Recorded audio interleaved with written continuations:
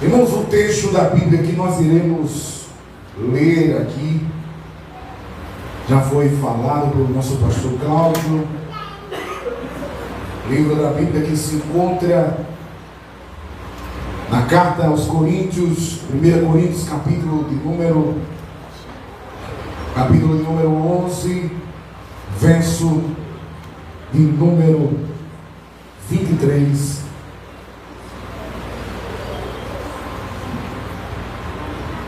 Temos um tempinho ainda? Ou é até 9 horas? Até 9 horas? É 9, viu? Sim, é tempo. Glória a Deus.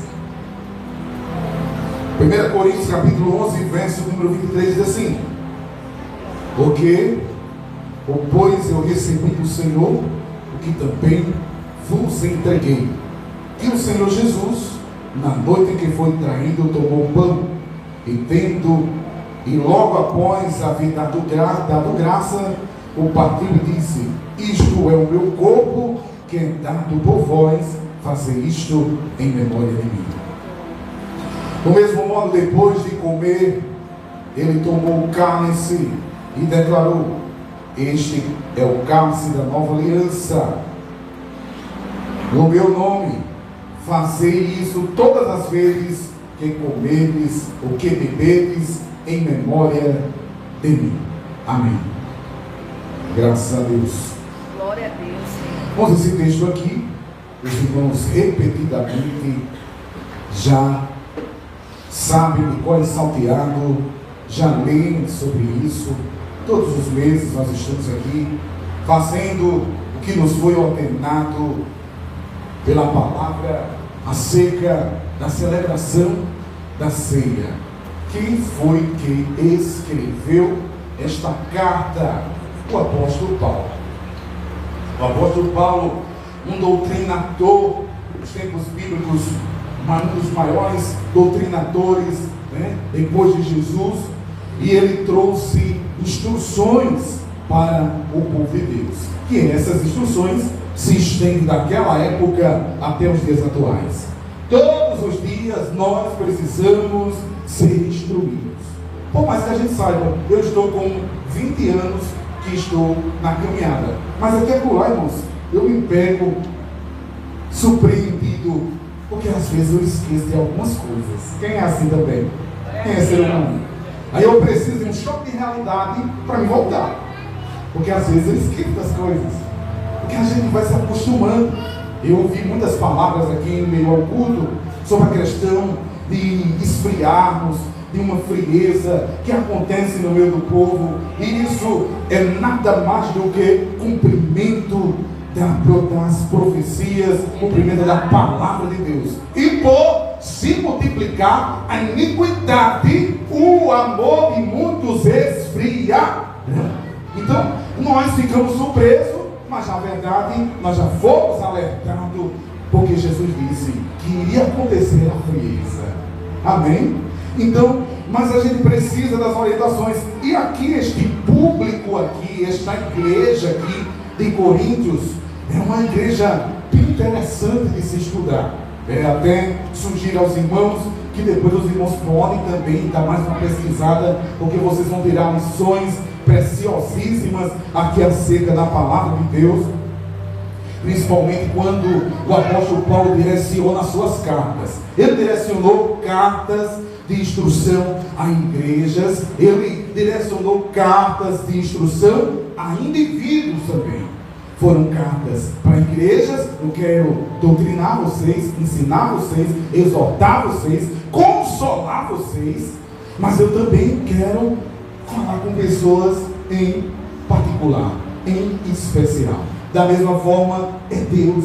Deus, quando Ele quer falar conosco, Deus fala com todo o coletivo. O que estamos falando aqui vai se aplicar a todos, mas tem momentos que Deus ele redige uma cartinha também. Ele direciona uma mensagem pessoal para indivíduos. Nem tudo que falamos, nem tudo que esboçamos aqui é para todo mundo. Às vezes Deus ele preparou um momento como esse para falar especificamente. É como se o apóstolo Paulo pegasse uma carta dele e dissesse assim: eu vou doutrinar, mas eu não vou doutrinar todos. O o que eu vou falar não é para todos, é para um indivíduo, porque eu quero salvar a tua alma. Está entendendo, irmãos? Não, às vezes não é para todo mundo. Às vezes é só para um indivíduo que está, irmãos, ali na beira do caminho, já está se desviando um pouquinho aí. Deus pega e diz assim: volte. E aí ele usa a sua palavra para falar. Então o apóstolo Paulo ele vai orientando. Eu vou me deter aqui no capítulo 11 de 1 Coríntios, mas todos os demais capítulos são interessantes para os irmãos virem de forma devocional também, entendendo aqui a palavra de Deus. Em primeiro lugar, irmãos, aqui no capítulo 11, verso 1, o apóstolo Paulo ele se direciona para aquela igreja e ele vai dizer assim: ó, eu quero fazer um pedido a vocês, porque eu sei que vocês é uma igreja assim, uma igreja menina, uma igreja imatura, vocês são talentosos, vocês têm dons espirituais, é tanto que você vai ver que de todas as igrejas que o apóstolo Paulo conversava e doutrinava, a de Corinto foi aquele que selecionou os 9 dons do Espírito, irmão. Era uma igreja dotada de talento. Os irmãos lá tinham talento, os irmãos lá tinham dons, os irmãos lá foram revestidos. Agora só que é o seguinte, era uma igreja que precisava constantemente ser orientada, porque era uma igreja menina, era uma igreja imatura, e era uma igreja que vivia constantemente em dissensão, divisão, confusão, irmãos, carnalidade era o que tinha lá. Porque eles saíram do mundo, mas era do mundo com quem sai Deus. Eu não estou compreendendo o que eu estou falando. A gente precisa ser doutrinado, irmão, precisamos.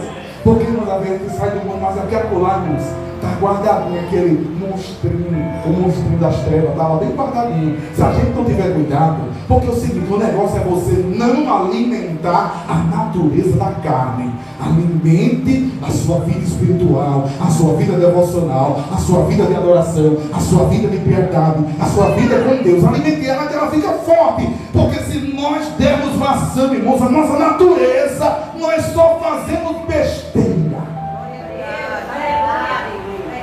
Porque aqueles que estão em Cristo, nova criatura, as coisas velhas já se passaram, e as que tudo se fez novo, irmãos, até se confirmam na nossa vida, até nós conseguimos fazer essa declaração de verdade. Irmão, nós temos que ter muito cuidado. Por quê? Porque quando a gente aceita Cristo, a gente tranca a via, a gente faz o seguinte, a gente pega a velha criatura, a gente pega o velho homem, a gente coloca ele numa gaiola e diz assim, ó, a partir de hoje, faz 20 anos que eu não vou lhe dar de comer.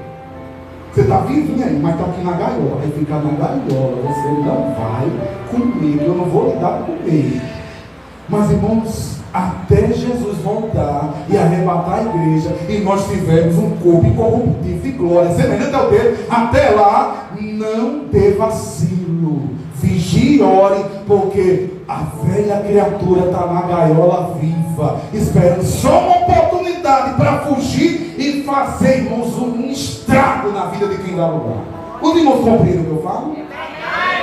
Conheço histórias de pessoas na igreja, irmãos, que você nunca diria que elas iriam cometer tal ato, mas elas cometem, e depois a gente fica surpreso. Como é que pode? Eu não sabia que aquela pessoa fez aquilo, era tão santo.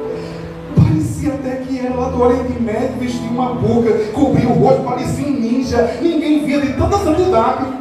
Mas, irmãos, se você abrir a chave da gaiola, que está a velha criatura com fome, ela sai fazendo um estrago grande. Quem está entendendo, diga amém. Por isso que é importante você estar no culto, por isso que é importante você estar no ensino, por isso que é importante você estar em comunhão, por isso que é importante. E não é importante por uma liturgia, não é importante nós por uma prática, não é importante só porque queremos que você esteja aqui. É importante para você manter a sua vida com Deus. Todo dia eu vou deixar ele com fome, vai ficar com fome, velho homem. Eu vou alimentar, é a minha natureza divina, a minha natureza é com Deus. E aí ele chega dizendo para aqueles homens: sede meus imitadores como eu sou de Cristo. Eu estou vendo que vocês estão precisando imitar Cristo. Vocês não estão tendo referência, tem que ter referência em Cristo. Sede meus imitadores. Irmãos, estamos precisando esses dias de referências. Estava compartilhando agora, em meio aos louvores, adorando a Deus, compartilhando com o pastor Cláudio, dizendo: pastor Cláudio, O Senhor tem aqui muitos talentos nessa igreja. Glorificado seja Deus. O Senhor tem um ministério abençoado. Glorificado seja Deus. Então, quando eu digo isso, irmãos, eu estou falando de uma referência. Você está entendendo? Nós estamos precisando de referência. Aí depois eu disse, pastor Cláudio, sabe por que eu estou dizendo isso? Eu disse, por que, Anderson? Nós acabamos de conversar, está fresco na minha mente, irmão. Sabe por que eu estou dizendo isso?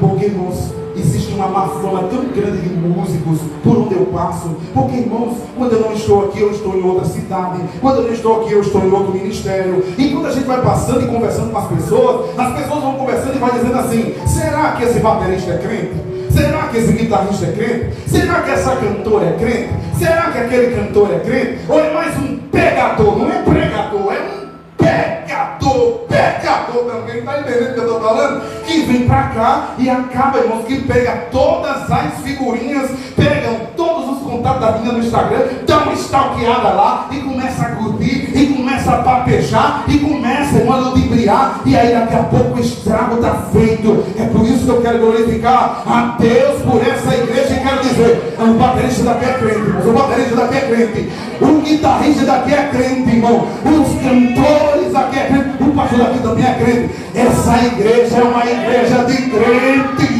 e se tem crente aqui, glorifica a Deus. Nós estamos precisando de referências, imitadores de Cristo, ser menos imitadores, assim como eu sou de Cristo. Complicado. Se chamar a responsabilidade para si. Eu sei que nenhum dos irmãos vão fazer isso. Eu sou a grande referência. Não, a Bíblia também diz assim: que as outras bocas te louvem, não a sua própria. Então, quem está aqui glorificando a Deus, eu vim aqui lá de fora, não convivo com vocês, mas o pastor dessa igreja pode dizer quem são vocês. Agora, toda vez que eu me encontro com vocês, eu sinto a presença de Deus. Toda vez que eu estou com vocês, irmãos, o meu espírito testifica que Deus está na sua vida. Então não tem como eu negar, eu não tenho como não falar, não testemunhar e não dizer. Existe uma referência de Deus aqui. É fácil ser referência de Deus? Todo dia dá vontade de matar, ou vontade de torar o pescoço de um soldado, ou vontade de torar as orelhas, tudo no meio do mundo. A vontade é grande, mas para ser semelhante a Cristo, referência, imitador de Cristo, eu baixo as armas, eu guardo as armas. Pode bater na minha face, pode fazer o que você quiser. Você quer dizer que eu não presto, que eu sou ruim? Pode dizer, fica à vontade. A graça de Deus está na minha vida. Eu não vou desistir porque você acha alguma coisa, eu devo de me achar. Eu estou falando com alguém aqui, está dizendo: não se importe com o que falaram, porque o que falaram sem sabedoria. Eu sei o que está no teu coração, e eu estou agindo nos bastidores para dizer para alguém que eu vou mostrar onde este evangelho foi pregado. Eu vou dizer para alguém que você pegou, quebrou o cântaro, você quebrou o vaso de alabastro e perfumou a minha vida. Imagine se Deus resolvesse pegar essa igreja como a referência, como um modelo, para mostrar: não precisa de grandeza não precisa de nada sofisticado não precisa de gente grande precisa de servos.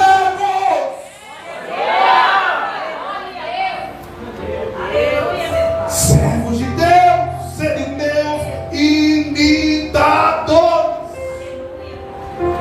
Eu estava falando para aquela igreja que estava precisando tomar ele como referência. E aí eu vou pontuar uma coisa. Nossa, a gente é tão complicado. Eu não sei vocês, mas eu sou muito complicado. E aí, quem estiver me assistindo na live, que se quiser se candidatar num dia, né? Você já vem sabendo que eu sou o pacote completo. Tanto de coisa boa, como também de coisa que eu preciso melhorar. Eu sou complicado. Às vezes a gente toma como referência só coisa ruim. Já prestou atenção? Que a gente não pega as coisas boas, só pega coisa aí, só pega o negativo, só pega o que não presta. Já prestou atenção? Está faltando alguma coisa na sua vida? Tá, e você, está faltando alguma coisa na minha vida. E o que não está faltando? Você não tomou como referência não, que não está faltando não? E o que Deus já supriu na sua vida? Você não tomou como referência isso aí, não? E o que Deus fez, que você há um ano estava sofrendo, chorando, estava aí aperreada, você não toma como referência, não. Você só pega o lado negativo das coisas. Ei, não está na hora da gente pegar como referência as coisas que Deus já fez na nossa vida. Você está precisando tomar de novo uma consciência de gratidão e não de ingratidão. Olha, minha língua está coçando. E quando a minha língua fica coçando, pastor, só misericórdia. Não é para fofocar não, viu, irmão? Não é para fofocar não, viu? Não é para fofocar. O apóstolo Paulo, ele vai dizer algumas coisas, eu já chegando, irmão. Oh, glória. Glória, abençoe. O apóstolo Paulo diz assim, ó, verso 2: eu vos elogio, o que eu acabei de fazer aqui. Positivo, glória a Deus, parabéns. Eu vos elogio, na minha tradução King James, porquanto em tudo vos lembrais de mim, e vos tende apegado fielmente às tradições que vos transmiti. Então, era uma igreja que escutava o pastor, que escutava a liderança, que escutava o que era transmitido. Eu quero elogiar vocês, eu quero parabenizar vocês por serem obedientes à palavra, porque tem gente que é desobediente, né? Mas eu quero vos elogiar. Amém? Só que ele vai falando com o pessoal. Aí no verso de número 3 ele diz: entretanto, desejo que entendais. Eu quero que vocês entendam as coisas. Certa vez Jesus, ele falando, ele diz assim, ó: eu quero que vocês aprendam o significado da palavra misericórdia. Quero e não sacrifício. Quem já leu essa passagem? Então, quando eu li essa passagem, Deus falou comigo, eu deitado numa rede, tomando, irmãos, um chuva lá, que até foi neto que me apresentou, que é um suco, bisabe. Quem já tomou bisabe? É bisco, chá de bisco. Não, mas ele me apresentou o campus, ele fez uma coisa na minha cabeça. O chá de hibisco, ele me levou para debaixo do pé de friguela, só para a gente, irmão, tomar chá de hibisco e ele começar a falar das coisas de Deus. Irmãos, eu saí debaixo daquele pé de friguela, tão tomado do Espírito, porque, irmãos, nem em todo culto eu era tão cheio de Deus como debaixo daquele pé de friguela. Eu sei que alguns irmãos aqui já tiveram essa experiência, mas preste atenção, eu quero que vocês entendam o que significa a palavra misericórdia. Quero e não sacrifício. Aí Deus falou comigo: entenda o significado das coisas, porque tudo que eu estou falando aqui, ó, depois vocês pegam a gravação e se quiser assistir, não assista. Se não quiser assistir, começa a anotar as coisas. E tudo que eu falar, e tudo que outra pessoa falar, e tudo que vocês escutarem nas redes sociais, sabe o que você tem que fazer? Vocês têm que procurar entender. Porque nem tudo é, irmãos. Às vezes está todo mundo embananado. Porque, irmãos, ontem nós estivemos com o Luiz Antônio lá, pregando sobre a igreja global. E quando ele estava falando sobre a igreja global, ele estava falando que todos nós temos acesso hoje a diversos tipos de mensagem de pastor. O que o pastor fala aqui diz para você que é bom. Ele diz para você que você, olha, tem que andar por esse caminho. E aí, irmãos, de forma amorosa, de forma veemente é falada. Sabe o que a gente faz? A gente pega a igreja que está no nosso bolso, que tem uma igreja, inúmeras igrejas, com coisas boas e coisas não tão boas. Aí a gente tira do bolso e fica assistindo aqui e diz: ó, o que o pastor falou ali, o que o pregador falou ali, tem nada a ver, eu acredito no que está aqui, ó. Aí a gente fica tudo na igreja perturbado, porque a gente não procura entender. O apóstolo Paulo estava falando aqui: eu quero elogiar vocês, porque vocês são obedientes, agora vocês precisam entender. Amém, mano. Aí tem uma outra passagem aqui. Tem uma outra passagem aqui. Vejam comigo. Verso de número 17. Verso de número 17.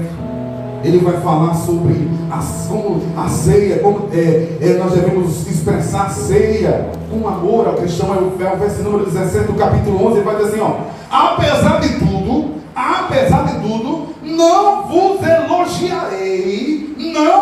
elogiarei quanto à instrução que passo a vos dar agora, porquanto as vossas reuniões produzem mal e não bem. Tem a hora do elogio, tem a hora do afaro, tem a hora do parabéns, tem a hora da tapinha nas costas, tem a hora de eu reconhecer, tem a hora. Mas tem a hora também da psicopia. Tem a hora também, irmão, da palmatória. Tem a hora da disciplina. E está escrito na palavra. Eu só não sei o versículo, eu lhe digo. Nas costas do insensato, vara. Quem diz isso? O provérbio. O sábio Salomão. Irmãos, quando a gente não quer aprender com um conselho, quando a gente não quer aprender com um amor, sabe o que a vida faz? Ela não tem um tipo de pena da gente, ela pega, irmãos, e ela dá. Agora ela dá, irmão, de sair sangue, assim, que a gente fica assim um tempo. E pé, a gente chorando, e meu Deus, o que está acontecendo? Meu Deus, não mereço, que eu sou tão bom. E Deus quer, olha, cada lapada que vem, só para você se lembrar quem é você, e lembrar o que aconteceu, e lembrar porque você está naquele estado, e você se lembrar das coisas. Aí quando passa uns dias assim, que a gente começa a entender, as costas começam a ter, mas a gente começa a dizer, eu entendi, Deus. Eu entendi.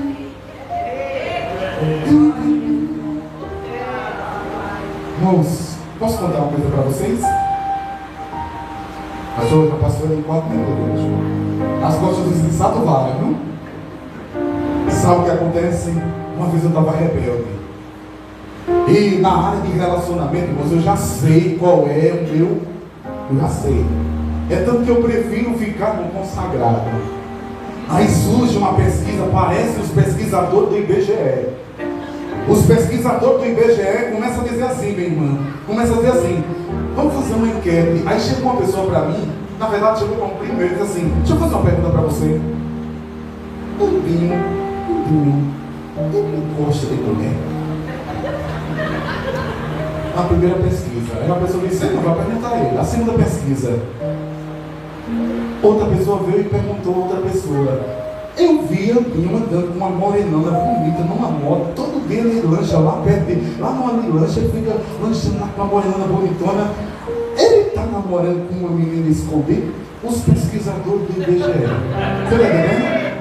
Aí, irmão, só que a gente não tem sabedoria, começa a conversar demais e não entende que isso pode ser muito prejudicial. Porque a gente não pesquisa, não procura entender, não procura saber, não pergunta ao irmão. A gente cria um julgamento de casa e a gente começa a dizer assim: rapaz, esse irmão, ele é um perturbado, e ele é um mentiroso, e ele é um incapado, e ele é um bocado de coisa que a gente tira as nossas próprias conclusões e a gente não procura saber. Aí chega uma informação em uma igreja, sabe o que acontece? Eu nem prego, nem canto, nem falo, nem digo mais nada, simplesmente por causa de um boato de um crente que não entendeu o que é evangelho.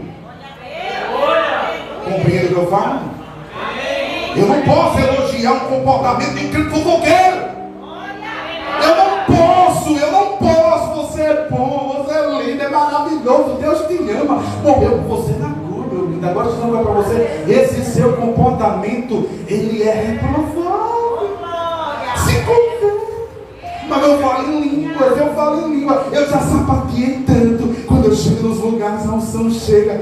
Se convida de você. Você é uma pessoa que levanta falso testemunho. É uma pessoa que vem se preocupando com a vida dos outros. Você é uma pessoa que não entendeu ainda o que é o evangelho. Deus tem muita coisa boa para fazer na sua vida, mas julga as pessoas simplesmente pela aparência e não tem paciência das coisas. Está entendendo o que Deus está falando aqui, irmão? No meio da Corinto tinha, lá em Corinto, irmão, lá em Corinto, eu estou falando de Corinto, mas eu quero dizer para vocês aqui uma coisa, irmãos, está na hora de nós nos arrependermos dos nossos pecados. Se arrependa dos seus pecados. Eu não posso elogiar, eu posso elogiar, mas aconteceu isso ali que eu estou falando, é um fato real. Você prejudica a vida de uma pessoa. Você acha que é fácil estar à frente de uma obra? Você acha que é fácil ser um obreiro da casa do Senhor? Você acha que é fácil chegar aqui, ministrar uma palavra de Deus? Você acha que é fácil? Agora imagine você chegar com todas as dificuldades do mundo e ainda chegar sabendo quem é o Judas da mesa da ceia. É verdade. Fala, Deus. Elogiar, irmão, eu posso.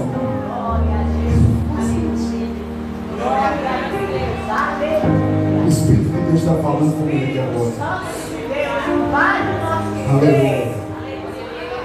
Deus, eu vim aqui para te adorar, para te buscar, Senhor. Espírito de Deus. Oh, aleluia. Vejam comigo, irmãos, o verso número 18 e 19. Que diz assim, 18 e 19. Em primeiro lugar, o 17 diz assim: você se reúne para o mal e não para o bem. Irmãos, essa igreja não pode cometer o mesmo erro de Corinto. Essa reunião aqui é para a glória de Deus.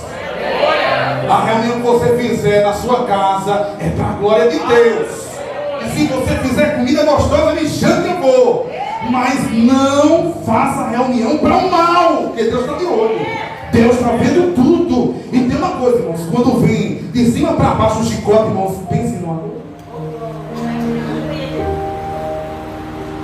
Veja, 18. Em primeiro lugar, porque ouço dizer que há divisões.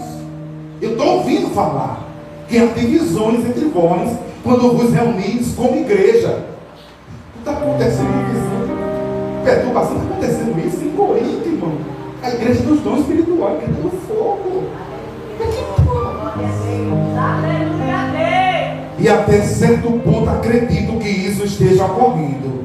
Chegou a informação, irmãos. Deixa eu dizer uma coisa para você. As lideranças não sabem de tudo, mas as informações chegam. Você está entendendo? Como é que Deus revela as coisas? Deus revela pela palavra. Digo assim, Deus revela. Eita, como vocês não sabiam. Quando eu disser, vocês repetem o que eu falar, tá certo? É igual aquele meme. Diga vermelho, vermelho, amarelo, amarelo. Qual é a cor que é? Qual é a cor que é azul? Aí a pessoa diz, azul. Aí não, qual é a cor que é azul? Entendeu? Diga assim, Deus revela. Primeiro, pela palavra. Pronto. Se não for pela palavra, irmãos, qualquer outra coisa, meu buchinho pode estar cheio de feijão, eu vou dormir e eu começo a sonhar besteira. Eu vou dormir assistindo um vídeo lá um vídeo que não tem nada a ver, durmo, sonho com um monstro, sonho com um bocado de coisa, aí fica dizendo, Deus está me revelando que tem um demônio atrás de mim, não sei o quê. Você foi dormir assistindo besteira. Você está entendendo? Mas Deus pode revelar através do sonho, sim ou não? Pode. Mas Deus também revela, irmãos, através das circunstâncias e através das pessoas. As lideranças, elas têm pessoas que se aproximam dela e daqui a pouco, sem querer, a pessoa está dizendo assim, rapaz, aconteceu um negócio ali, uma pessoa disse um negócio, aí a pessoa não sabe nem o que disse, falou sem se sentir. Falou, irmão, displicentemente. Aí a pessoa já estava pedindo a Deus uma confirmação de alguma coisa, porque estava observando e percebendo uma coisa estranha, um fogo estranho no meio do povo de Deus que não pode acontecer. Fogo estranho, o fogo que tem que ter aqui é o fogo de Deus. Aí quando a gente escuta uma coisa, a gente diz assim, opa, alerta vermelho, está acontecendo alguma coisa aqui. Deus já está me dizendo alguma coisa aqui. Eu quero dizer aqui para este ministério, eu quero dizer para esta igreja, se houver um fogo estranho que esteja se levantando aqui, levanta sua mão aqui agora. Fogo estranho, levanta sua mão, irmão, levanta sua mão, levanta sua mão aqui. Todo fogo estranho que se levantar aqui está sendo apagado agora. Apagado agora, porque Deus, Ele é aquele que é o dono desta obra. Glória a Deus. Verso 19, e eu vou encerrar. Todavia, se faz necessário que haja o quê? As confusão, as divisão, as divergências entre vós. Sabe para quê? Para que os aprovados se tornem conhecidos entre vós, no meio de vocês. Ai Deus, eu não estou entendendo nada. Por que está acontecendo isso? Fulaninho, ficou tão diferente, aconteceu isso. Ei, o apóstolo Paulo tão sábio, ele diz assim, ei, eu fiquei sabendo que está acontecendo uma divisão aí. Mas o que está acontecendo, tinha que acontecer. O que tinha que sair, tinha que sair. O que aconteceu, tinha que acontecer. Sabe para quê? Para Deus mostrar quem é de verdade e quem não é.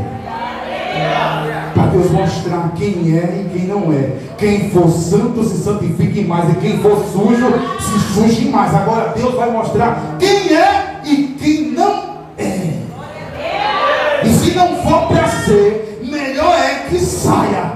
E é o seguinte, irmãos, quem vai tirar não é você, quem vai tirar não sou eu, quem vai tirar não são, irmãos, as nossas vontades, É o próprio Deus que vai preparar a retirada. O que não for de Deus vai sair do lugar, porque este lugar pertence a Deus.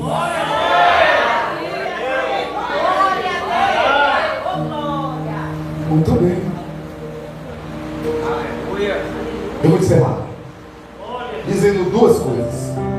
Primeira coisa, irmãos, isso aqui que eu vou falar, eu falei hoje pela manhã com os adolescentes. Nós estamos lá emprestados em uma sala, dando aula.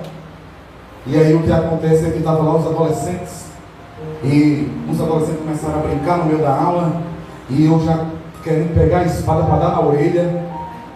Já assim ele começou a brincar, e eu me esforçando, o Espírito Santo de Deus me dando palavra, que meu irmão não está entendendo nada aqui.